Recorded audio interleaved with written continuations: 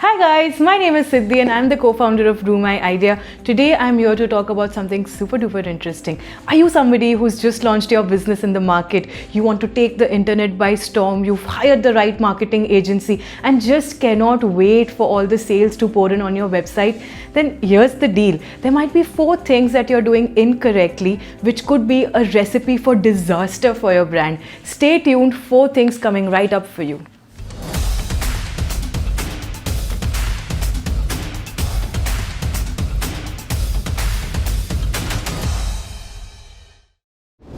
A lot of brands that I have worked with, a lot of brands that I have engaged with sometimes fail to take into consideration hidden advertising cost.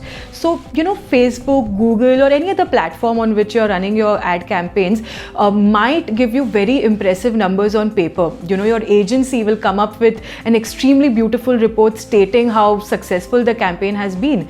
But this is where you need to dig deeper. If you are a B2B brand, have you taken into consideration the junk leads that were generated? If you are an e-commerce brand, have you taken into consideration your shipping cost, your RTO, your refunds, your cancellations? After taking into consideration all of this and also taking into consideration your resource cost, your agency fees, your media spends, if you arrive at a figure that according to you is good enough, it is successful, it is profitable, that is when you can say that your ROAS has truly been achieved. A lot of brands that I have engaged with sometimes lack an upsell strategy. Now, what do I mean by upsell strategy is that they have a very strong front-end product, an extremely successful course that they are offering, a super duper hit product that is definitely going to work in the market, but they don't have something to back that up. They don't have a strong back-end product which can be equally good as the first one. So this is where you need to take into consideration the customer acquisition cost and the customer lifetime value.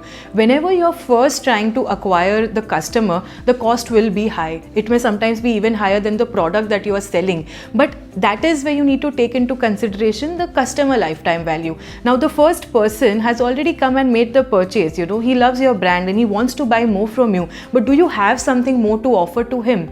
You need to ensure that month on month you have newer products coming in, newer services to offer to that person. And that is when the first customer acquisition cost that you incurred will be optimized. You don't have to be active on all the social media platforms: Facebook, Instagram, LinkedIn, Twitter, Pinterest, Clubhouse. It's not required. If you are a B2B brand looking for lead generation, focus on Facebook and LinkedIn. If you are an e-commerce brand looking for sales, focus on Facebook, Instagram and Google. And perhaps you can add Twitter to this list when you're looking for extensive customer service support. Every platform that you add to your list is a new expenditure. So if you're starting out and looking to minimize your expense, just keep this in mind. Have you undertaken extensive competitor research? And by that, I don't mean the only obvious factors, like Instagram followers or Facebook page likes. No, I'm not referring to those. I'm referring to things like, have you studied their sales funnels? Have you studied their landing pages? Have you identified the gap that you and your business can fill in? I'm referring to things like, how exactly is your product really different from what is already available in the market?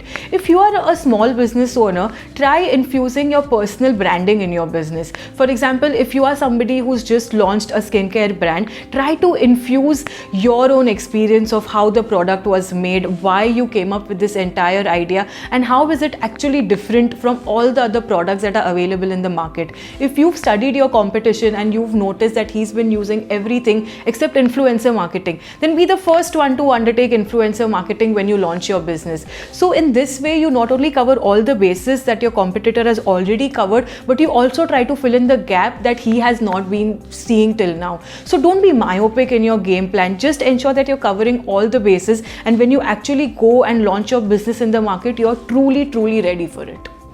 So we've come to the end to our very first video. If you actually found this video to be useful, please like, share and subscribe, and definitely leave a comment if you think I've missed out on anything. I would love to see your feedback.